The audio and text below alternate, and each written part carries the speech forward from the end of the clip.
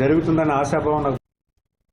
కేంద్ర ప్రభుత్వం ఉపాధి హామీ పథకాన్ని నిర్వీర్యం చేసే కుట్ర చేస్తుందని రాష్ట్ర మంత్రి పొన్నం ప్రభాకర్ ఆరోపణలు చేశారు. ఉపాధి హామీ చట్టం పేరును మార్చి పథకాన్ని బలహీనపరచాలి అని కేంద్ర ప్రభుత్వం చూస్తుందని విమర్శించారు.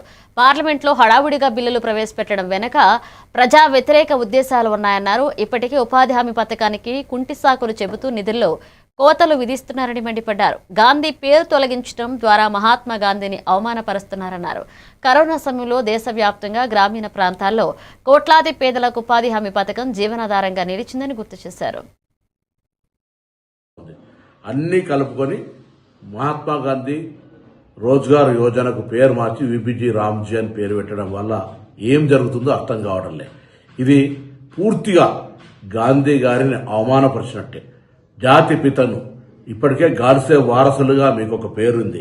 ఇంత పెద్ద కార్యక్రమం గ్రామీణ ప్రాంతాల్లో జరిగే విధంగా ఉపాధి పేదలకు ఒక అవకాశంగా ఉన్న ఈ కార్యక్రమం రూపురేఖలు మార్చడం ద్వారా, పేర్లు మార్చడం ద్వారా రాక్షసానందం పొందుతా ఉన్నారు కావచ్చు.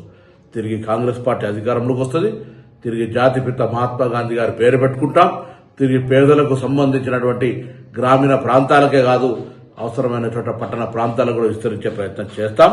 ఇది దేశంలో ఒక వెన్నెముక లాంటి లైఫ్ లైన్ పేదలందరికీ. అటువంటి పథకం పట్ల దోబూచలాట ఆడద్దని కోరుతూ, ఇది రాజ్యాంగానికి సంబంధించినటువంటి, అంటే మహాత్మా గాంధీ గారి పేరు తొలగించడం అంటే